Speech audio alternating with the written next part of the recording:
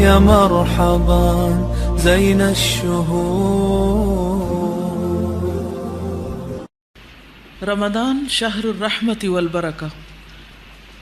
رمضان وہ مبارک مہینہ ہے جس میں اللہ تعالیٰ اپنے بندوں پر خصوصی رحمتیں اور برکتیں نازل فرماتا ہے.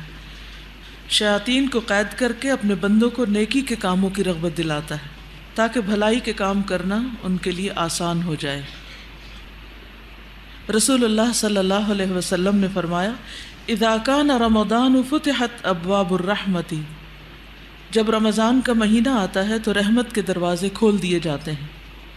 ایک اور روایت میں آتا ہے رسول اللہ صلی اللہ علیہ وسلم نے فرمایا قد جاءکم رمضان شہر مبارک افترض اللہ علیکم صیامہ تفتح فیہ ابواب الجنت وتغلق فیہ ابواب الجحیم وتغل فیہ الشیاطین فیہ لیلۃ خیر من الف شہر من حرم خیرہا فقد حرم.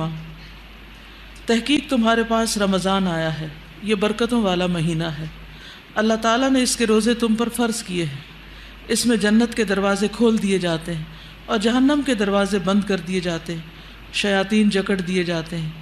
اس میں ایک رات ہے جو 1000 مہینوں سے بہتر ہے. جو اس کی بھلائی سے محروم رہا تحقیق وہ محروم ہی رہا.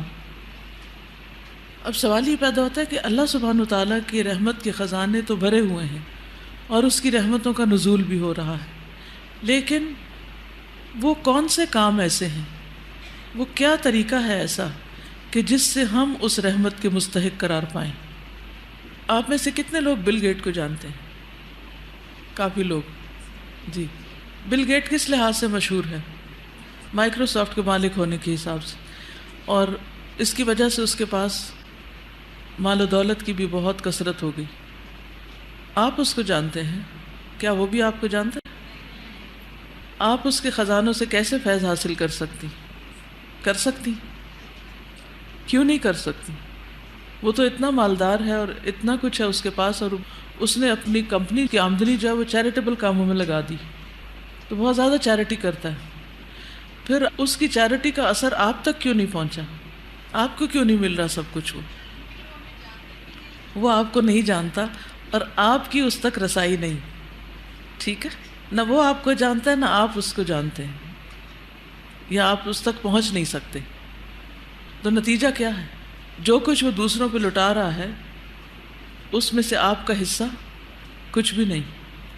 تو اس سے کیا پتہ چلتا ہے؟ اب اس مثال سے اس بات کو سمجھیے. اللہ سبحانہ و تعالیٰ تو خیر آپ کو جانتے ہیں. اللہ سبحانہ و تعالیٰ کے خزانے بھی وسیع ہیں. وہ اپنی رحمتوں کے خزانے عام کیے ہوئے ہیں، وہ لٹا رہے ہیں اپنے خزانے، لیکن آپ کو کب ملیں گے وہ خزانے؟ ان میں سے آپ کو حصہ کب ملے گا؟ جب آپ کا اللہ تعالیٰ سے تعلق ہوگا، آپ اللہ تعالیٰ کو راضی کریں گے، آپ اللہ تعالیٰ کی طرف متوجہ ہوں گے، آپ اس کو یاد کریں گے. فاذکرونی اذکرکم، تم مجھے یاد کرو میں تمہیں یاد کروں گا. تو اگر آپ یہ چاہتے ہیں کہ آپ کو رمضان المبارک میں اور رمضان کے علاوہ بھی، کیونکہ اللہ سبحانہ وتعالیٰ کی رحمتیں آپ پر صرف رمضان میں نہیں بلکہ رمضان کے علاوہ بھی ہوتی، تو جب اللہ سبحانہ وتعالیٰ کی رحمتیں عام ہیں تو ان سے فائدہ کون اٹھاتے ہیں؟ جو خود ان کی طرف متوجہ ہوتے ہیں، ایسے کام کرتے ہیں کہ جن سے رحمت نازل ہوتی ہے. تو اچھے کام کرنے بہت ضروری ہیں تاکہ ہم اللہ تعالیٰ کی رحمتوں سے حصہ پا سکیں. اس کے لیے اپنی عبادات کو مزید بہتر بنائیں، صدقہ و خیرات ڈیلی کریں، دوسروں کی مدد کریں، سلام کریں کثرت کے ساتھ، اور مسکراہٹ میں سبقت لے جانے کی کوشش کریں. اسی طرح اس دعا کو بھی پڑھیں، یا حی یا قیوم برحمتک استغیث اصلح لی شأنی کلہ ولا تکلنی الی نفسی طرفۃ عین. اے زندہ اور قائم رہنے والے، تیری رحمت کے سبب سے فریاد کرتا ہوں کہ میرے سب کاموں کی اصلاح فرما دے، اور پلک جھپکنے تک کے لیے بھی مجھے میرے نفس کے حوالے نہ کر، یعنی ایک لمحے کے لیے بھی مجھے میرے نفس کے حوالے نہ کر. تو اگر ہم اپنے نفس کی بات مانیں گے تو پھر یقیناً وہ برائیوں کی طرف لے جائے گا. تو اس لیے نفس سے بچنے کے لیے اللہ تعالیٰ کی پناہ لینا ضروری. اچھا، رمضان سے بھرپور فائدہ اٹھانے کے لیے ایک چھوٹی سی ٹپ آپ کو دینا چاہوں گی کہ دن میں آپ کو کئی کام کرنے ہیں. کچھ کام اجر اور ثواب کے اعتبار سے بہت بہتر ہیں، کچھ کام ایسے ہیں جو آپ کے فرائض میں شامل ہوتے ہیں. آپ آج کے دن پورے دن میں اپنا جائزہ لیں گے کہ آپ کے دن کے مختلف حصوں میں آپ کا انرجی لیول کیا تھا، آپ کی فیلنگ اور کیفیت کیا تھی، کون سا کام آپ کس وقت زیادہ بہتر طور پہ کر سکے.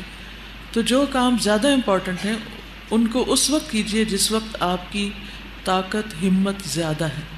اس وقت کے لیے نہ ٹالیے کہ جب آپ کچھ کرنے کے قابل نہ رہیں اور پھر آپ کہیں کہ اب آج کا میرا ٹارگٹ پورا ہی نہیں ہوا. يا مرحبا زين الشهور